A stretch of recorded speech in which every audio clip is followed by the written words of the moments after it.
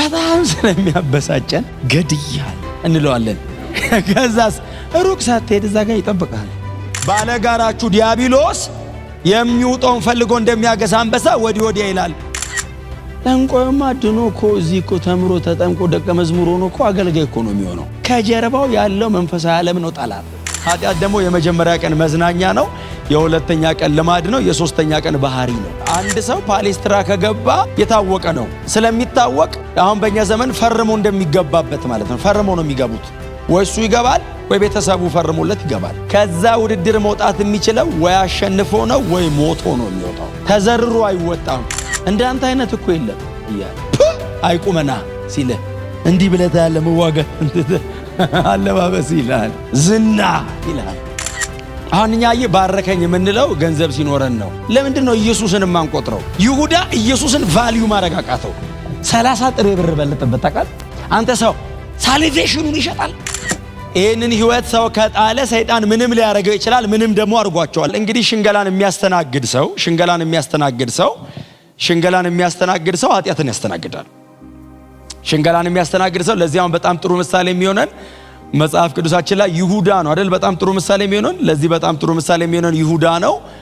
ሰይጣን በጣም ትልቅ የሆነ ህጋዊ መቆሚያ ይሁዳ ህይወት ላይ ነበረው። ለምሳሌ መጀመሪያው ገንዘብን መውደድ በይሁዳ ህይወት ላይ ነበረ እና ስለዚህ ሰይጣን በጣም በቀላሉ ይሁዳን አክሰስ ማድረግ ይችላል።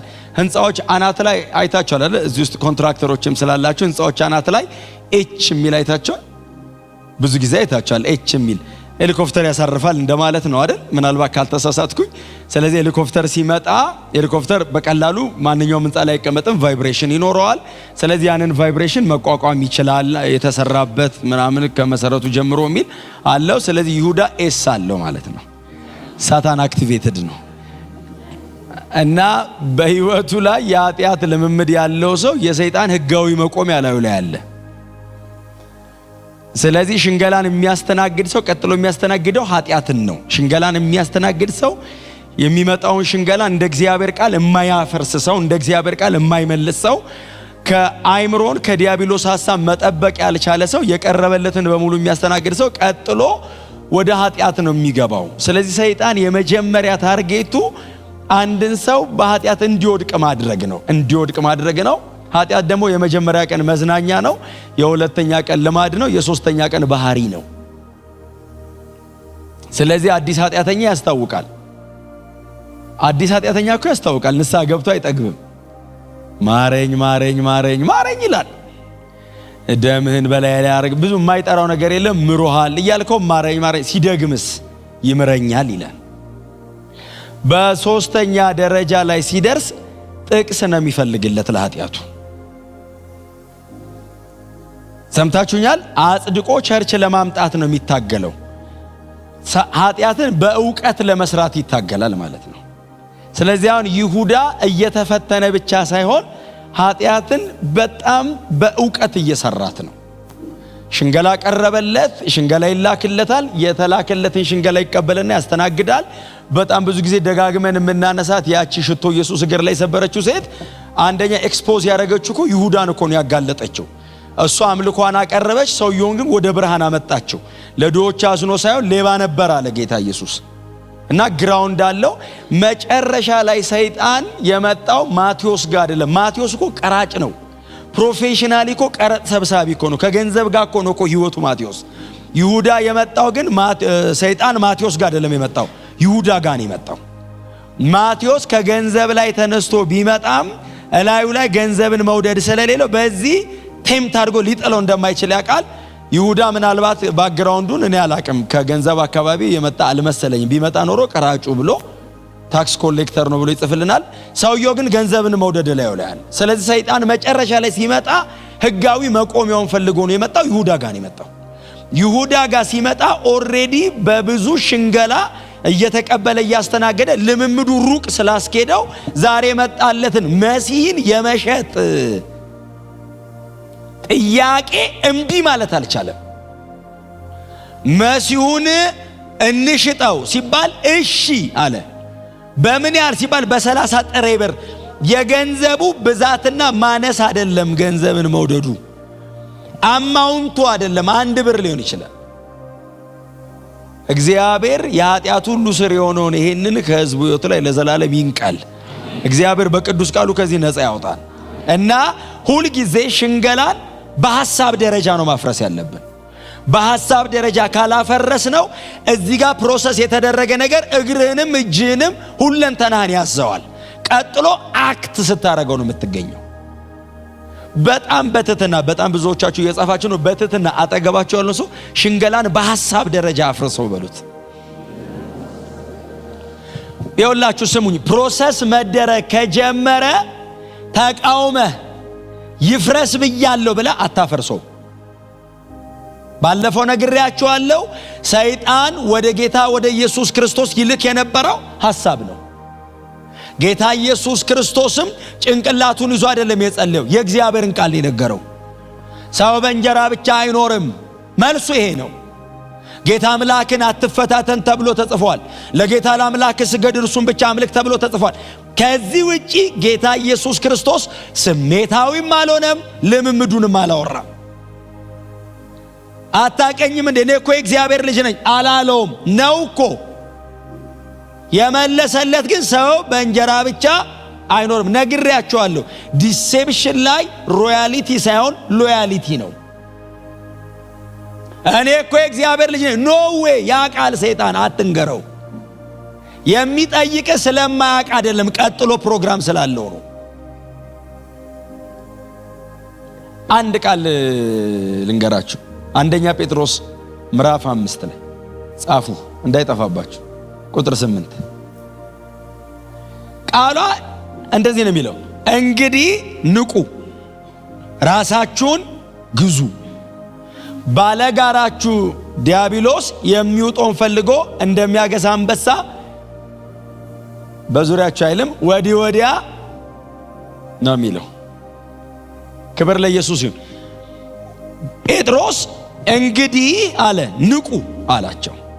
የአንደኛ ጴጥሮስ ተደራሲያን ማለት ጳንጦስ፣ ገላትያ፣ ቀጳዶቅያ፣ እስያና ቢታንያ እነዚህ 5 ከተሞች ላይ የተበተኑ ወገኖች ናቸው እና በጣም በተለያየ አይነት መንገድ ሕይወታቸው በመከራ ማለት ነው ለወንጌል በመጽናት በብዙ መከራ ውስጥ ያለፉ ሰዎች ናቸው። አንደኛ ጴጥሮስ በሙሉ ራሱ የተጻፈው ከደጅ ለሚመጣ መከራ አማኞች ሊኖራቸው የሚገባው ምላሽ ነው እና ስለ ኢየሱስ ክርስቶስ መከራ ስትቀበሉ ደስ ይበላችሁ ይላል። ለምን ሲሉት የክብር መንፈስ የዛን ጊዜ በእናንተ ላይ ያርፋል። ስለሚመጣ ቻሌንጅና በዛ መካከል በጽድቅ ስለመቆም ነው እየቀረበ ያለው ደብዳቤው ራሱ ማለት ነው። በጣም ጠጣር ነው ደብዳቤው። ሰሞኑን ጴጥሮስን እዚህ እንደምናንገላታው አይደለም ደብዳቤው ባይዘው ሰውየው እንደ ስሙ ነው ባይዘው ሶሊድ ሮክ ነው ደብዳቤው። ጠጣር አለት ነው ደብዳቤው። እንዲች የምትነካ አይደለችም። በጣም ከባድ ሰው ነው። ደግሞ ኢየሱስን በአካል ያውቃል። መንፈስ ወርዶበት ከበራለት በኋላ አለት ሆኗል። ሸምበቆነቱን እያነሳን ነው እኛ። ወዲያው እንደዚህ አላቸው፣ እንግዲህ ንቁ አላቸው። ቅዱሳን ናቸው። ደብዳቤ ሲነበብ እንግዲህ ንቁ አለ። ቀጥሎስ ራሳችሁን ግዙ ወይንም በመጠን ኑሩ ሲል ለምን ባለጋራችሁ ዲያብሎስ የሚውጠውን ፈልጎ እንደሚያገሳ አንበሳ ወዲህ ወዲያ ይላል። የምትከላከሉት ነቅታችሁና ራሳችሁን ገዝታችሁ ነው። ባለጋራ የሚል ቃል አለ። ባለጋራ ማለት ጠላት ማለት ነው አይደል? ቀጥታ ትርጉሙ አድቨርሰሪ ነው፣ ጠላት ማለት ነው። አንድ ቃል ልንገራችሁ። አንቲዲኮስ የሚል ቃል ይጠቀማል። አንቲዲኮስ ማለት የጽድቅ ጠላት፣ የቅድስና ጠላት፣ የጽድቅ ጠላት። ስለዚህ ሰይጣን የመጀመሪያ ታርጌቱ የጥላውን ገንዘብ አይደለም፣ በክርስቶስ ያገኙት ሕይወት ነው ታርጌቱ። ሰይጣን ጥላውን ከሆነ ጊዜ በኋላ የሚያገኘውና የሚያጣው አይደለም የሰይጣን ቢዝነስ። ይህንን ሕይወት ሰው ከጣለ ሰይጣን ምንም ሊያደርገው ይችላል። ምንም ደግሞ አድርጓቸዋል አንዳንዶቹን። ድሮ በክርስትና የነበሩ በኋላ ወደ ኋላ ተመልሰው ዓለም እኮ ዝነኛ ያረጋቻቸው እኮ ብዙ ሰዎች እኮ አሉ። የጽድቃችሁ ጠላት ማለት ነው። ጠላት ብቻ ሳይሆን የጽድቅ ጠላት ነው። ሰይጣን የጽድቅ ጠላት ነው።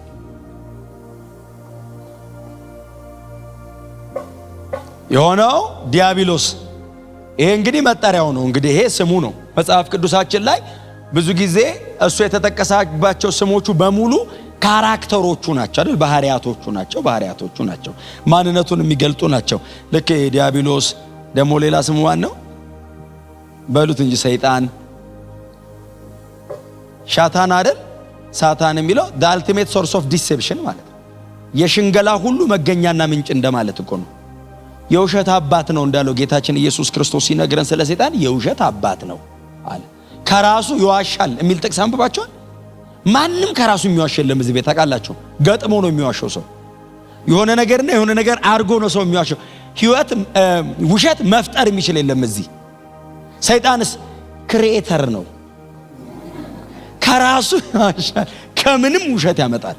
የውሸት አባት ነው ስሙ ነው እኮ the ultimate source of deception ነው ሳታን የሚለው ስም። ዲያብሎስ የሚለው እኮ ዲያቦሎስ ነው አይደል? ዲያቦሎስ ነው። ዲያሞር ነው። ቦሎስ ሐሳብ ነው። ሐሳብ ወርውሮ አይምሮ ውስጥ የሚከት እንደማለት ነው። ሐሳብን ወርውሮ አይምሮ ውስጥ የሚከተው እርሱ የሚውጠውን ፈልጎ እንደሚያገሳ አንበሳ ወዲህ ወዲያ ይላል። የሚያገሳ አንበሳ ነው አይደለም? እንደሚያገሳ አንበሳ as a roaring lion ምን ማለት መሰላችሁ? ይሄኛው ሐሳብን ወርውሮ አይምሮ ውስጥ የሚከት ነው። እንደሚያገሳ አንበሳ የተመሰለው ምናልባት እናንተ ብዙ ጊዜ ይሄ የናሽናል ጂኦግራፊ ታዩ የለ? አንበሳ እኮ ለማጥመድ ሲመጣ ሁሉንም አያጠምድም አይደል? አንድ ነው ካለው ማጥመድ ከፈለገው መሃል እሱ በአይኑ ያቃዋል። ሲያይ ክፍተት ያለበትን ያይና ብቅ ነው የሚለው። ብቅ ብሎ ድምጹን ሲያሰማ ብትን ሲሉለት ታርጌት ያደረገውን ወይንም በሱ አይን ግራውንድ አለኝ የሚለው ጋር ይሮጣል። ያንን ለመያዝ ሲሮጥ እኮ አጠገቡ እኮ የሱ አይነት እኮ ያልፋል። እነዚህን አያጠምድም። ለማጥመድ ከሞከረ ሊገሉት ይችላሉ። ባይዘው እነዚህኞቹ ቀንድ ምናምን ሊኖራቸው ይችላል። ስለዚህ ያቀዋል እሱ ክፍተት ያያል። እንደሚያገሳ አንበሳ የሚውጠውን ፈልጎ የሚለው ሽንገላ ነው የሚልከው ነው። ሲልክ ብዙ ክርስቲያን እንደ እግዚአብሔር ቃል ነው ይላል። የተወሰነስ ሊቀበለው ይችላል። ብቅ ብሎ ያያል። ከዛ ታርጌት አድርጎ እዛ ሰው ላይ ይደክማል ማለት ነው። ለዛ ነው ጴጥሮስ እንደሚያገሳ አንበሳ የሚውጠውን ፈልጎ ወዲህ ወዲያ ይላል። እያየ ነው፣ አያርፍም ነው። ሰይጣን አይሞትም። ነግሬያቸዋለሁ። እኔ ደስ ከሚለኝ ጸሎት መካከል አንዱ በጣም ስለሚያበሳጨን ገድያለሁ እንለዋለን። ከዛስ ሩቅ ሳትሄድ እዛ ጋር ይጠብቃል፣ ይመጣል። አርጃለሁ። ልክ ነው። ጸሎቱ በጣም አቃጥሎት ነው ሰው ግብግብ ነው የሚያደርግህ። ስራው ነው። እግዚአብሔር ይገስጸው። አሜን በሉ። አይሞትም። እማይሞት ከሆነ አይ ውጊያው እንዲቆም ወይኔ ወይ ሰይጣን ከዚህ ምድር መሄድ አለብን። ሁለታችንም ካለን ባትል ፊልድ አለ። አሁን ባትል ፊልዱ ደግሞ ባህር ውስጥም አየር ላይም ምናምን አይደለም። አሁን ኒው ቴስታመንት ባትል ፊልዱ ማይንድ ነው። አይ እዚህ ጋር ነው ሰይጣን የሚመጣው። ዓለምን የሚመሩት እኮ ስፖርት የሰሩ ሰዎች በእርግጥ ግን ጭንቅላታቸውን የተጠቀሙ ናቸው። ዓለምን የሚመሩት በጣም በር የማያስገባው ጡንቸኛ አይደለም ዓለምን የሚመራው። ቁጭ ብሎ የሆነች እንትን ላይ የሆነች ነገር ከፍቶ እሱ ነው የሚመራው ዓለምን። የዛሬ 20 ዓመት ይላል መሬት እየተሽከረከረች ነው። አሁን ሰሞኑን የሞተ ሰው እያለ ባለፈው ሞቷል። አያወራ፣ አይንቀሳቀስ። የማይሰሩት ማሽን አለ እንዴ? ሰርን የሚሉት ማሽን እንትን ስር ይሰራል። የሆነ እንትን ይፈጥራሉ። የማያረጉት ጉድ የለም። ምንም ለራሱ እኮ መንቀሳቀስ የማይችል በማሽን የሚያወራ ሰውዬ። አይ ይሄን ነው የሚያዘው። እግዚአብሔርም ዓለምን የሚቀይረው ይሄን ይዞ ነው። ሰይጣንም ታርጌት ፉሊ ምድርን የሚያበላሻት ይሄንን ይዞ ነው። የመጀመሪያውን አዳም ነግሬያቸዋለሁ። ገፍትሮ አይደለም ያስወጣው፣ ነግሮ ነው ያስወጣው። ሐሳብ ተቀበለ፣ ሰውየው አስተናገደ። ይሄ ዝም ብሎ ጌጥ ነው ብያቸዋለሁ። ዝም ብሎ ቢኖር ጥሩ ነው። ዝም ብሎ ጌጥ ነው። ይሄ ነው ዋናው። አዞ የሚያወጣው ይሄኛው ነው። አይምሮአችሁን ጠብቁ። እስቲ አሜን በሉ። በተለይ አዲስ ኪዳንማ አዲስ ኪዳን እኮ የእንደው በለዓምና ኤልዛቤል ብሉይ ኪዳን ላይ እኮ በለዓምና ኤልዛቤል እኮ ሰዎች ናቸው። ሰዎች ማለት እከሌና እከሌ ተብለው በዘመናቸው የኖሩ ሰዎች። አዲስ ኪዳን ላይ እኮ ኤልዛቤል እኮ ሐሰተኛዋ ነብይ እኮ ነው ያላት። በላምን እኮ ሐሰተኛው አስተማሪ እኮ ነው ያለው። ቁጭ ብሎ የሚደግም አይደለም። የአዲስ ኪዳኑ በላም አስተማሪ ነው፣ ከትምህርቱ ተመለሱ ነው የሚለው። ኤልዛቤልስ እንዴ ለነገሩ የብሉይ ኪዳኑም ኤልዛቤል ብዙ ባል የላትም። አንድ አካብ የሚባል ባል ነው ያላት። አሴሰነችብኝ ያለው እግዚአብሔር እኮ ከመጣው ሰው ሁሉ ጋር በኃጢአት ትወድቃለች ማለት እኮ አይደለም። ሕዝቤን እስራኤልን ከእኔ ወስዳ ለጣዖት አምልኮ ወሰደችብኝ እኮ ነው። አዲስ ኪዳን ላይስ ቸርች ነው ነብይ ነኝ ከምትሏ ከኤልዛቤል ከትምህርቷ ካልተመለሱ ዲሴፕቲቭ ነው። ሰው አሁን ውጣና ኃጢአት ስራ ቢባል አይሰራም። ኤልዛቤል ሳይወቀስ እንዲሰራ ታስተምረዋለች። ኃጢአቱን ሰርቶት ሲመለስ አይወቀስም። በሰላም ገብቶ ቁጭ ይላል፣ ምንም አይመስለውም። በእንደዚህ አይነት መንገድ ታስተምራለች አለና ከትምህርቷ ካልተመለሱ እቀጣቸዋለሁ አለ። ከሽንገላ እንጠበቅ። ክብር ለኢየሱስ ይሁን። ስለዚህ ጳውሎስ የሚላቸው የዲያብሎስን የተንኮል ስራ የነ ጳውሎስ በጣም ትልቅ ስጋት ሌላው ነገር አይደለም፣ ሽንገላው። ከሰይጣን አንጻር አዲስ ኪዳን ላይ የተነሱ በጣም ብዙ ጥቅሶች የተነሱልን ከሽንገላ አንጻር። ምናልባት የምታስታውሱ ከሆነ አንደኛ ቆሮንቶስ ላይ ተዚህ ይላችኋል፣ ሰይጣን የብርሃን መልአክ እስኪመስል ራሱን ይለውጣል የሚለው ጥቅስ ሰይጣን እየበረረ ሚካኤልን መስሎ ይመጣል የሚል ትርጉም አይደለም ያለው ጥቅሱ። እንደሱ አይነት ትርጉም እኮ የለውም ክፍሉ። ሐሰት አስተማሪና የእውነት አስተማሪዎችን በንጽጽር አቀረበ ጳውሎስ። የሐሰት አስተማሪዎች የእውነት አስተማሪዎችን እስኪመስሉ ራሳቸውን ይቀይራሉ። ያን ያክል ዲሴፕቲቭ ናቸው ነው። በጣም ተጠግተህ እውነት ውስጥ ተቀምጦ ውስጥ በተቀመጠው እውነት ዲዘርን ካላረካቸው በቀር መለየት እስከማትችል ድረስ አይነን ጨፍነ የስተት አስተማሪ ነው አይደለም አትለየውም። መናፍስት ልለይ ትችላለህ። እንዴ ተጨፍኖ የስተት አስተማሪ አይለይም። የስተት አስተማሪውን የምትለየው ውስጥ እውነትን አስቀምጠ ነው። እውነትን ገንዘብ ያረገ ሰው ነው ውሸትን የሚለየው። ስለዚህ ስታንዳርዱ ያለው ሰውየው ውስጥ ነው። ስለዚህ የሐሰት አስተማሪ ሰው የእውነት አስተማሪን እስኪመስል ድረስ ራሱን ቀይሮ ይመጣል ብሎ ሰይጣንም የብርሃን መልአክ እስኪመስል ከስተት ትምህርት ጋር ነው የተነጻጸረው።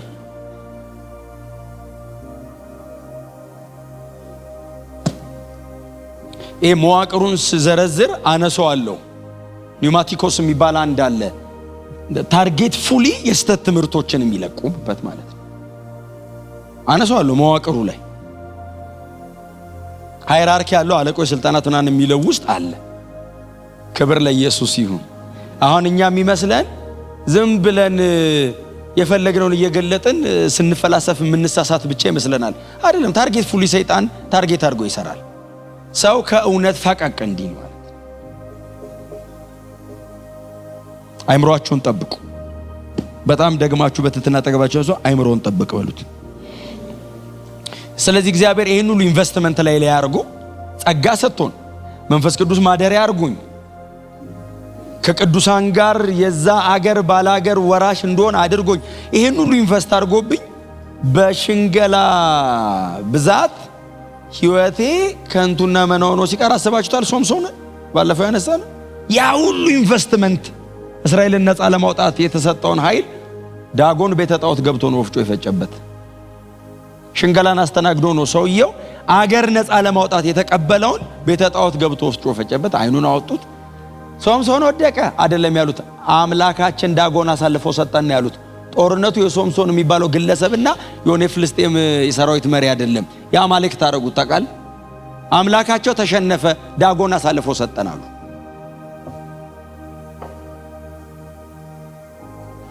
ስለዚህ በጣም ሲሪየስ ነው ጉዳዩ። ክብር ለኢየሱስ ይሁን። በቃ በጣም አሪፍ ናችሁ በእውነት በጣም ቦግ ብላችሁ ነው የምትሰሙ።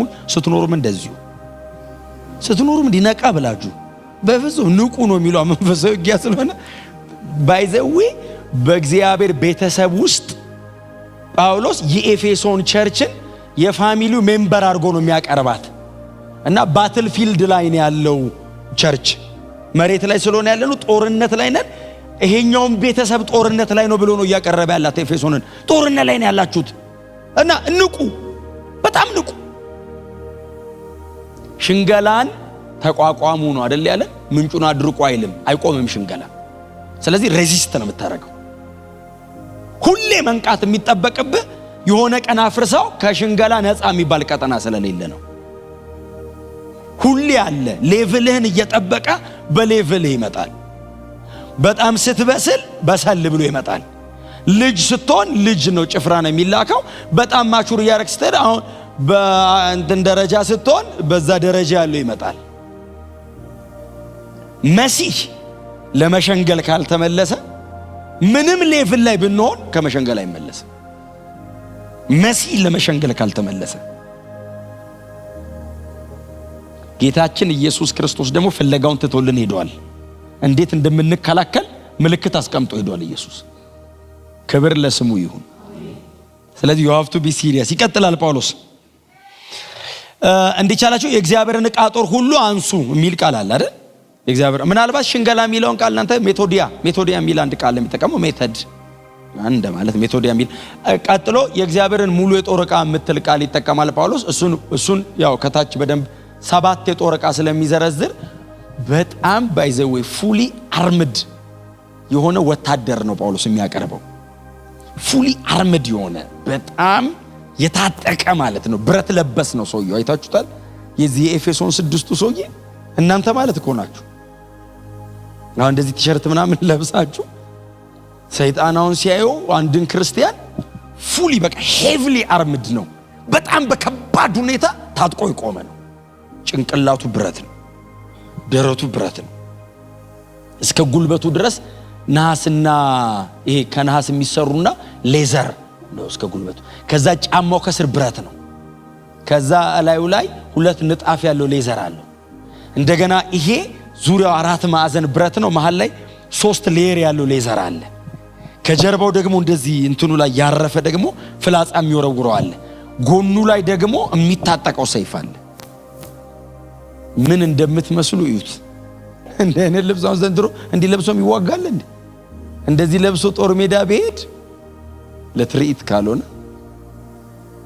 ጳውሎስ አላፊ ከሆነው ከዛ ዘመን የጦር ትጥቅ ዘላለማዊ እውነት ድራይቭ አረገ እና ኤፌሶን ቸርች ያለ አንድ ክርስቲያን ሲነበብለት አንድ በሙሉ ቁመናው ያለ የሮም ወታደር ይታየዋል። እና እንደዚህ ነህ ነው የሚለው። ድነት አለ፣ ላይ ጽድቅ አለ፣ እምነት አለ፣ የተጻፈው ቃል አለ፣ የጊዜው ቃል አለ፣ የሰላም ወንጌል ዝግጁነቱ አለ፣ የጊዜው ቃል አለ፣ ቀጥሎ ጸሎት አለ። 7 ነገር ታጥቋልና የእግዚአብሔርን ሙሉ የጦር ዕቃ የሚለውን እሱን ስንደርስበት በጣም በዝርዝር እንድነ ዛሬ አንዱን ጀምሬው እንሂድ። ቁጥር 12 መጋደላችን ከደምና ከስጋ ጋር አይደለምና የሚል ቃል አለ። ያስደስተኛል ይሄ ቃል። መጋደላችን ከደምና ከስጋ ጋር አይደለም ማለት የመጀመሪያ ጠላታችን ስጋና ደም አይደለም ማለት ነው። የስጋና ደም ጠላት የለንም ማለት አይደለም ትርጉሙ። እንዴ ስንት ክፉ ሰው አለ። የስጋና ደም ጠላት የለንም ሳይሆን ዋና ጠላት ግን እንዲህ ተንበርክከ ልቀቅ የምትለው ግን መጋደላችን ከደምና ከስጋ ጋር። አሁን ጳውሎስ የሚያቀርባት እቺ መጋደል የምትለው ቃል መጋደላችን የምትለው ቃል አንድ ቃል ይጠቀማል። ፓሌ የሚል ቃል ይጠቀማል። በጣም ሽርፍ ያለ ቃል ነው ፓሌስትራ ማለት ነው። ፓላስ የሚለውን ቃል ያገኘንበት ቤተ መንግስት ማለት መጋደልና ቤተ መንግስት ምን ያገናኝ? ጳውሎስ እኮ ሩቅ ነው ሰውየው። እሱ በገባው መጠን መረዳት በጣም አደጋች ነው። እንግዲህ እኔ እንደዚህ ያለፍኩ ነው እንግዲህ እያወራለሁት። እንግዲህ ለኤፌሶን ቸርች ዝም ብላችሁ ሳሉት እናንተ 3 ዓመት አስተምሯቸዋል። ቀጥሎ ጢሞቴዎስ ነው ፓስተሩ። ገና ቲኔጀር ሆኖ ከናቱ ላይ ወስዶት በጣም አብስሎት ነው ቸርች ያመጣውና ዝም ብላችሁ ሳሉት ጢሞቴዎስን። እችን ቃል እንዴት አድርገው እንደሚረዱት አስቡት። ኤፌሶን እና ፓሌስትራ በሮምና በኤፌሶን ያለ አንድ ቦታ ነው። የትግል ሜዳ ነው። በጣም ዲኮሬቲቭ ነው። በጣም ግዙፍ ነው። በጣም ነው የሚያምረው። ልክ እንደ ባሪያ ንግድ እንደሚከናወንበት እንደ አጎራው ሁሉ በሮምና በኤፌሶን ያለ በጣም ትልቅ የትግል ሜዳ ነው እና ፓሌስትራ አንድ ሰው ሲገባ የታወቀ ነው። ከጳውሎስ መጋደላችን የምትለውን ቃል የሚጠቀመው አንድ ሰው ፓሌስትራ ከገባ የታወቀ ነው። ስለሚታወቅ አሁን በእኛ ዘመን ፈርሞ እንደሚገባበት ማለት ነው። ፈርሞ ነው የሚገቡት። ወይ እሱ ይገባል ወይ ቤተሰቡ ፈርሞለት ይገባል። ከዛ ውድድር መውጣት የሚችለው ወይ አሸንፎ ነው ወይ ሞቶ ነው የሚወጣው። ተዘርሮ አይወጣም። ፊት ለፊቱ ያለው ተጋጣሚው ሲገለው ነው የሚያሸንፈው። ስለዚህ ጳውሎስ መጋደላችን ሲል ኒው ቴስታመንት ላይ ያለ ስፒሪቹዋል ዋርፌር እሱ ሲሪየስ እያለ ነው። ፊት ለፊት ያለው ጠላት በምንም አይነት ሚንስ ለመግደል ነው ታርጌት እያደረገ ያለው። ሰይጣን ሲሸነግል ሲያባብል በጣም የምትወደውን ነገር እያቀረበል ልብን ሲያማልለው ታርጌቱ መግደል ነው። አሁን ጌታችን ኢየሱስ ክርስቶስ በመስቀል ሞት ድል አድርጎታል ሰይጣንን። የቀረው አፉ ነው የሚሸነግልበት። እኛስ ከጭንቅላት እስከ እግራችን ታጥቀናል። እሱ ራቁቱን እኛ ታጥቀን ገብተን እኮ ይበታተነናል። አንዳንዴ እያወራ እንዳንተ አይነት እኮ የለም እያለ አይቁመና ሲለ እንዲህ ብለህ ያለ መዋጋ አለባበስ ይላል፣ ዝና ይላል።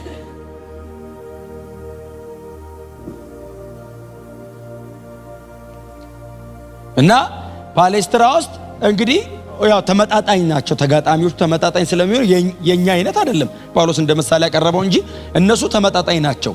ልክ አሁን ቦክሰኞቹ እንደሚጋጠሙበት አይነት ቁንጣ አይነት ነገር ብቻ ነው የሚለብሱት። ከዛ ውጪ ኔክድ ነው የሚሆኑት። ልብስ አይለብሱም። እስከ ክንዳቸው ድረስ ብረት ያጠልቃሉ። ከዛ እዚህ ላይ 3 ኢንች ሹል ብረት አለው ላይ እና ክንዳቸው ድረስ ይግጥም ይላል።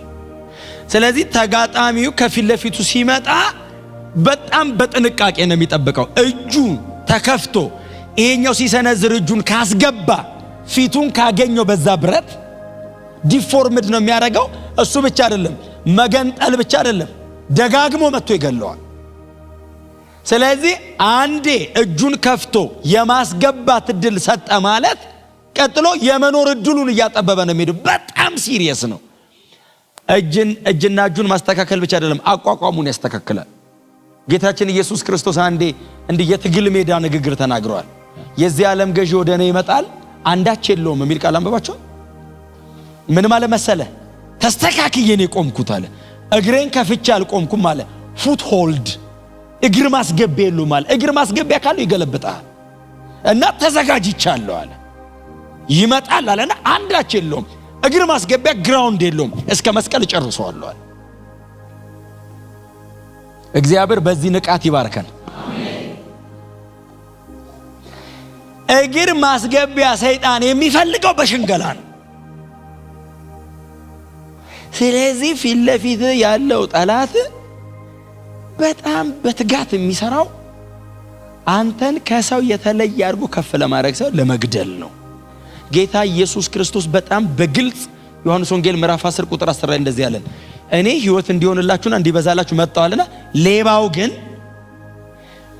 አልቲሜት ግቡን ነገረን። የሰይጣን የመጨረሻ ግብ ሊሰርቅ፣ ሊያርድ፣ ሊያጠፋ ነው እንጂ አለና ስለሌላ ስለምንም አይመጣም አለ።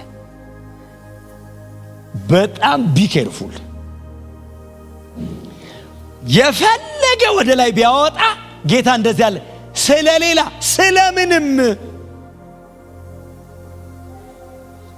ማረድ ነው፣ ማጥፋት ነው፣ መግደል ነው አለ። የተቀበላችሁትን ሕይወት ጠብቁ። በደንብ አሜን በሉ። ለድነታችሁ ቫልዩ ዋጋ ስጡ። ድነታችሁን እግዚአብሔር አንድ ልጁን የከፈለው ጥላሁንን ባለጠጋ ለማድረግ አይደለም፣ የዘላለም ሕይወት ለመስጠት ብቻ ነው። ለዚህ ብቻ ነው። ሌላ ግብ የለውም። እግዚአብሔር የለውም። እግረ መንገድ መሆን ያለበት ነገር ካለ ይሁን። በእናንተ ሕይወት ላይ ማግኘት ሊሆን ይችላል። ኦፍ ኮርስ በተመጣጣኝ መጠን ደግሞ ማጣት ሊሆን ይችላል። በጣም ሰው ሊያውቃችሁ ይችላል። ቀጥሎ ማንም ከነመፈጠር ላያውቅ ይችላል። ይሄ አይደለም ግቡ፣ ህይወት ነው፣ የዘላለም ህይወት። አይ በዚህ ሪጆይስ እያረክ መኖር መቻል። ኢየሱስ አለኝ ብለህ ብቻህን እየዘመርክ መኖር። ሰይጣንን ባዶ እጁን የምትለካው እንደዚህ አይነት ክርስቲያን ስትሆን ነው እንጂ ምን የለኝም እንዴት ይባላል? ያለህን ጀምር እስቲ። ኢየሱስ ብለህ ከጀመርክ ምንድነው የሌለህ? ባይኖርስ ቢቀርብስ? ያለ ጊዜው መጥቶ ጥርግርግ አድርጎ ይዞኝ ከሚሄድ እኮ ቀስ እያለ እየመጠነ ቢሰጠሽል። እኔ ሁሌ እናገራለሁ። አሁን ልጄ እኔ ምንም የኔ የምለው ነገር በሙሉ እኮ የነሱ ነው። አሁን ግን ብድግ አድርጌ እሰጠዋለሁ እንዴ? ብር አልሰጠውም። የማልሰጠው እኮ የሱ ስላልሆነ ወይም ስለምጣለው አይደለም፣ አይችለውም። ከእድሜው የሚበልጥ ሰጥቼው ምን እንደሚያደርገው አያውቅም። አሁን እኮ ምንም ገንዘብ የሌለው ሰው ኪሱ የሞላ ቀን እኮ በየካፌው ይገባል። ድሮ የሚጸልይ ሰውዬ እዚህኛው ካፌ ገብቶ ወጥቶ እዚህኛው ምንድነው መሆኑ ይላል። ኪስ ሞልቶ እኮ ነው። ለዛ እኮ ነው እግዚአብሔር የዕለት ነው የሚሰጥ፣ ለቁርስ ለምሳ ለራት። ቁርስ ላይ ከጨረስኩ ምሳና በላም እየቆጠብክ መንፈሳዊ የምትሆነው እንደሱ ከሆነ እንደሱ ያኖራል። አሁን እኛ ባረከኝ የምንለው ገንዘብ ሲኖረን ነው። ለምንድን ነው ኢየሱስን ማንቆጥረው? የትኛው ባለጠጋ ነው በገንዘቡ ኢየሱስን የገዛው? የትኛው እኔ ነኝ ያለ ትልቅ ሰው ነው ኢየሱስን በገንዘብ ብዛቱ በመታወቅ ያገኘ? የለም። በነፃ ነው የተገኘው። የመጨረሻ ውድ ነው ግን በእውነት ነው የምላችሁ፣ በጣም እጅግ በጣም መጠን የለውም ለክብሩ፣ ግን በነፃ ነው። ውድ ነገር ብዙ ጊዜ በነፃ ነው። እግዚአብሔር በጣም ማንችለው በነፃ ነው። አየር በነፃ ነው። ለመኖር ከምግብም ከውሃም በላይ ኦክሲጅን ነው፣ በነፃ ነው። ብትከፍል እንደ ምግብ የኦክሲጅን ክፈሉ ብትባል ቆጣሪ እዚህ ላይ ቢያስቀምጥ ስትጠር ቢል በልጅነት ወደ ጌታ አከፍለውም ሳትበላ 3 ቀን ትቆያለህ። ያለ ማመድ ከ5 ቀን 7 ቀን ትቆያለህ። ያለ ውሃም የተወሰነ ትቆያለህ። ያለ አየር ብራዘር አየር ትጾማለህ እንዴ? ኦክሲጅንም ይጾማል። እዚህ ከምግብ ነው የምጾም። ጾም ጸሎት ሲባል እኮ የአየር የለም። የአየር ወደ ጌታ ነው የምትሄደው። እንደዚህ አፍነ ለጌታ ክብር ካልክ በ5ኛው ደቂቃ ወገኖችን ጠርተን ምን እውነቴን እኮ ነው። ዋና ነገር ነው፣ በነፃ ነው። ለመኖር የመጨረሻ አስፈላጊውን ነገር እግዚአብሔር በነፃ ነው። ኢየሱስን ምንም ጽድቅ ሰርተ ምንም ሰውነትን ቧጠ ምንም ታግለ አታገኘውም፣ በነፃ ነው። የሆነ ነገር ማግኘት መንፈሳዊ የሆነች ነገር ማቀበል የሆነች ነገር ለማወቅ ምናምን ትጸልያለህ፣ ታጠናለህ ምናምን፣ ህይወት በነፃ ነው። ይሄን ቫልዩ ማረግ ከቻልክ 50% መንፈሳዊ ግያ ትቀንሳለህ። ይሄንን ማየት ካልቻልክ ግን ሰይጣን በጣም አድቫንቴጅ ያገኛል። ይሁዳ ኢየሱስን ቫልዩ ማረግ አቃተው። 30 ጥሬ ብር በለጠበት። ታውቃል? አንተ ሰው ሳልቬሽኑን ይሸጣል፣ አንተ አውጥቶ ሸጠው። ድነትን የዘላለም ህይወትን ሸጠ አውጥቶ ኢየሱስን ማርኬት ላይ ያቀረበው። ታውቃል? በጣም ሲሪየስ ነው። አትታለሉ። ችግር የለውም። ነገ ንስሐ ገባለሁ አትበሉ። ነገ ባይኖርስ? ነገ የሚባል ቀን ባይመጣስ? ራሱ ዛሬ አሁን ቢያልቅስ ለነገ አታሳድሩ። ጭርስርስ ታርጋችሁ ደሩ። ለሊት ተመጣም በዛው። እውነቴን ነው የምላችሁ። ክርስቲያኑ በሙሉ ሄዶ ጧት ከሌላ ሰው ጋር እንዳትጨባበጡ፣ ደህና ደርግ እንዳትሉ፣ ሌላ ሰው ወጣችሁ ጨርሳችሁ ደሩ። በፍጹም ከሰይጣን ጋር አሳይመንት አትያዙ። ድካም ሊኖር ይችላል። ግደሉት ነው ወጡ። በቃ ጸጋ አለ። ማንም ችሎ በነጽና ይኖር የለም። የእግዚአብሔር ጸጋ አለ። ቀጥሎ ግን ወስኑ። ክብር ለኢየሱስ ብቻ ይሁንለት። አሜን። ስለዚህ ጳውሎስ የሚያቀርበው ፓሌስትራው በጣም ስፒሪቹዋል ዋርፌር በጣም ሲሪየስ ነው። ቀጥሎ ፓሌስትራን ሲያቀርበው ሰይጣን የማይሞት ከሆነ እኔም የምኖር ከሆነ የላይፍ ታይም ነው ማለት ነው። አሁን ፊት ለፊት ያለው ጠላት የማይሞት ከሆነ የእድሜ ልክ ነው ማለት ነው ጦርነቱ። ስለዚህ ሁሌ እንደተዘጋጀ ነው የምንኖር። ከመጸለይ ከመትጋት በቅዱስ ቃል ውስጥ ከመኖር በቅዱሳን ህብረት ውስጥ ከመቀላቀል ነፃ አትወጣም ማለት ነው። ይሄ ህይወት ይሄንን ዲሲፕሊን ከኛ ይፈልጋል። ዋርፌሩ ይሄንን ይፈልጋል በጣም ሁሌ በተቻላችሁ መጠን ማለት ነው። ቱ ዘ ማክሲመም የምትችሉትን ሁሉ አድርጉ። ቀጥሎ የእግዚአብሔር ጸጋ በሙላት አለ። አሜን ነው። እግዚአብሔር ጸጋውን አያጎልም በእኔ ስንፍና እንዳይሆን እንጂ። ትንሽ ለማንበብ መጽሐፍ ከከፈትኩኝ የእግዚአብሔር ብርሃን አለው ውስጡ። ለማንበብ ነው ትግሉ። እኛስ አንከፍተው።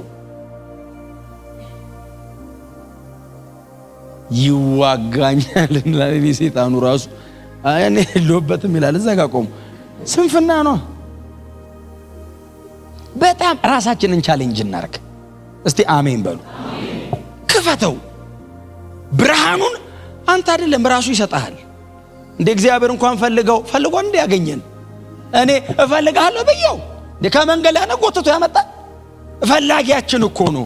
ለእኔ ዘላለም ሕይወት ለመስጠት እኮ ሰው የሆነ አምላክ ነው። እፈልጋለሁ ብየው እንኳን ውስጥ ተቀምጦ በርከክ ብቻ በል። ስንበረከክ ይደክመኛል፣ ይገርምሃል፣ ጉልበቴን እንቅልፌ ይመጣል። ተኛ፣ ተንበርክከ ተኛ በጌታ ፊት በራእይ ታገለግላለህ። አትሊስት በጌታ ፊት ነህ። ይኸውልህ ምክንያት ሰጥተህ ከመንበርከክ አትጉደል። እለፈው፣ ይድከምህ፣ ጉልበትን ይመምህ፣ መንበርከክ ያርግ። ባዶ መሬት ላይ ስትንበረከክ ሊያም ይችላል። ወፈር ወፈር ያለው ለመንበርከክ ያርግ። እሱም ችግር ነው። ጉልበት ሲሞቅ እንቅልፍ ያመጣል። እውነቴን ነው የምላችሁ፣ የኛ ይበዛል ድካሙ፣ ስንፍናው። እንለፈው። በጣም ቀላል አይደለም ነገሩ፣ ግን አንዴ እስክትታለፍ ነው። አንዴ ከታለፈችና ደግሞ እዚህ ህይወት ውስጥ ደግሞ ሰው ከገባ አይወጣ። መጸለይ ማንበብ ምናምን ከለመደ ደግሞ ሌላው ህይወት ሰው እንዴት ነው የሚኖረው ትላል። ሰው ግን እንዴት ነው እንደዚህ የሚኖረው ነው የሚያስብልህ። የማይጠገብ ደግሞ እጅግ በጣም ብዙ ሀብት አለ እዛ ውስጥ። ጌታ ይባረክ።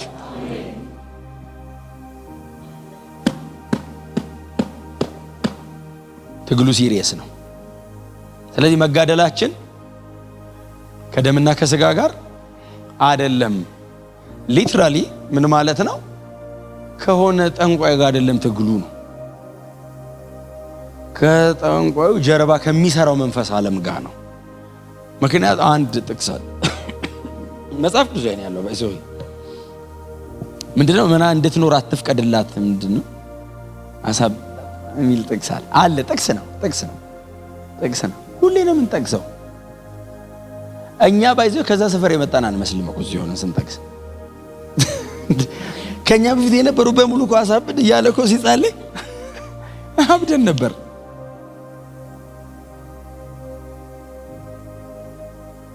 ጠንቋዩማ ድኖ እኮ እዚህ እኮ ተምሮ ተጠምቆ ደቀ መዝሙር ሆኖ እኮ አገልጋይ እኮ ነው የሚሆነው። ከጀርባው ያለው መንፈሳዊ ዓለም ነው ጠላት። ሰውየውንማ ገንዘብ ማድረግ ነው። ለዛ ነው ጳውሎስ መጋደላችን ነው ከደምና ከስጋ ጋር አይደለም። የአርጤምስ ቤተ ጣዖት ውስጥ ያለ አንድ ዴሜጥሮስ የሚሉት ክፉ ሰው አለ። በኋላ ላይ ጳውሎስ እንደውም አልፎ ሄዶ ጌታ እጁን ይስጦ ብሏል። ሰውየው ክፉ ነው፣ ይንቀሉ አይል የእጁን ይስጦ አለ። ከፋብኛል። ምን ያህል ቢሰቃይ ነው። ጳውሎስ በጣም ሰው ተሸካሚ ነው። መከራውን አሳየው። 2000 ዓመት ይነበባል ብሎ ያሰባል መሰለኝ። ለጢሞቴዎስ እኮ ነው የእጁን ይስጦ አለን። አንተም ራስን ከሱ ጠብቃለሁ። ዛይ ፈዞና የሚኖረው ሰውየው አለ አይጠፋም። መንፈሳዊ ያለ አለ ይዋሰዋል እንዴ። ጳውሎስ እኮ ኢምፐርሰን ጳውሎስን እስቲ አውጡት፣ ለብቻው ሰውየውን አውጡት፣ አቁሙት። እንዴ ክፋቱ ልካለው እንዴ ሰውየው ብቻውን በጌታ ከመሆኑ በፊት። እስጢፋኖስ እኮ ሲገደል ዋና እኮ ነው። በእስጢፋኖስ ልመና የዳነ ሰውዬ ለዛ እኮ ነው ለሰው ሁሉ እባካችሁ ለምኑ ይላል። ለምን? እሱ ድኖ ነው እንዴ። እግዚአብሔር ወደር የሌለውን ምህረቱን ያሳይ ዘንድ ከኃጢአተኞች ዋናውን እኔን አዳነኝ አለ። እኔ ኃጢአተኛ ነኝ አይደለም ያለው፣ ዋናው ነኝ አለ። ቢገልን ነበር የሚገለኝ አለ። ዳንኩ አለና ይገርማል። ድሮም እኮ እቃና ነበር አይደለም ያለው፣ ወደር የሌለው ምህረት አለው። ፐርሰኑ ገንዘብ መሆን ይችላል። አሜን ነው። የሥጋና ደም ጠላት የለንም አይደለም። ጌታ ኢየሱስ ክርስቶስ ተናግሯል። ጠላት ሲራባ ብለው የሚለው መቼስ አጋንንቱን አይደለም። ሰይጣን ነው ታግኝተታ ብለዋል። እሱ አይደለም። ሰው ክፉ ሰው አለ። የሰውን ጠላት የምታሸንፈው በፍቅር ነው። ጠላት ሲራብ ስታበላው፣ ሲረግምህ ስትመርቀው፣ አንድ ሲጠይቅ ሁለት ስታረግለት፣ በዚህ እላዩ ላይ የእሳትን ፍም ታስቀምጣለህ። በቃ ውልቅልቅ አርጋ ገንዘብ ታረጋዋለህ። በፍቅር ነው። ንቀለው ንቀለው ንቀለው ብል አይነቀል እንዴ። ሶምሶን ትዝ ይላችኋል? በአዲስ ገመድ አሰሩት ይላል። የገዛ ወገኖቹ ናቸው። ድብን አርገው ሲያስሩት እንደዚህ ያላቸው፣ እንዲህ እንዳሰራችሁኝ አላቸው። ፍልስጤም መንደር ጣሉኝ አላቸው። እዚያ ይሰራማ ወደ ጎን አይሰራም። እንትኑ ወንድሞች ላይ አይሰራም። ቀጥቀጥ ያረጉት ይቀጠቀጣል። ባይዘው አይወርድም፣ ላዩ ላይ አይመጣም። እንትኑ ልክ ፍልስጤም መንደር ወስደው ሲጥሉት ይላል የተልባ እግር እሳት ላይ ያረፈ ይመስላል አለ። ብጥስጥስ ታረገው ይላል። እዚህ ሰፈር በፍቅር ነው። ጎናቸው ያለው ሰው እንድትባረክ ጸልይላለሁ በሉት። በቃ ነቅለው ማይሆን ከሆነ መባረክ ነው። ዋርፌሩ እንደሱ ነው። የሥጋና ደም ከሆነ በዛ መንገድ ዲል አድርጉት አለን ጌታ ኢየሱስ። ጳውሎስ እያወራ ያለው ሰዎቹና ሲያነቃቸው ይሄ የፓሌስትራው ግጥሚያ የህይወት ዘመን የሆነው ትግል ከሥጋና ደም ጋር አይደለም አለና ከዛ ቀጥሎ መንፈሳዊ መዋቅሮችን ያስቀምጣል። እነዚህን መዋቅሮች የሚቀጥለው ሳምንት አነሳቸዋለሁ። ቆላስያስ ላይ አንስቻለሁ አይደል? የብርሃኑን ነው ያነሳሁት። ጳውሎስ ይለየዋል። ከዚህ ከጨለማው ዓለም ብሎ ይለየዋል። ስለዚህ ይሄኛው የብርሃን ዓለም ነው። እኔና እናንተ ያለንበት ዓለም የብርሃን ዓለም ነው። ያኛው የጨለማ ዓለም አለ። የብርሃን ዓለመኖር ብቻ አይደለም ያኛው ጨለማ ፐርሰንም ነው። ጌታ ኢየሱስ ክርስቶስ የእናንተና የጨለማው ሰዓት ነው አይደል ያላቸው። በቃ እንደ ፐርሰን ነው የጠራው። ስለዚህ ያኛው ኪንግደም ነው፣ ይሄኛው የብርሃን ነው። ድል አድራጊው፣ አሸናፊው፣ ዘላለማዊው፣ በክብር የተሞላው ይሄኛው። በእውቀት ሲሆን አንዳንዱን ተቃውመን አንዳንዱን ኖረን እንጥለዋለን። ክብር ለኢየሱስ ብቻ ይሁን። ስለዚህ በጣም በትህትና አጠገባቸው ያለውን ሰው ሕይወትንም አይምሮህንም ጠብቅ በሉት። የሰማነውን በልባችን ያቆይልን፣ ሕይወት ቃል ያሰማልን፣ መንግሥተ ሰማይ ያወርሰን። ጌታ ከእናንተ ጋር ይሁን። ቆመን አጭር ጸሎት ላድርግላችሁ።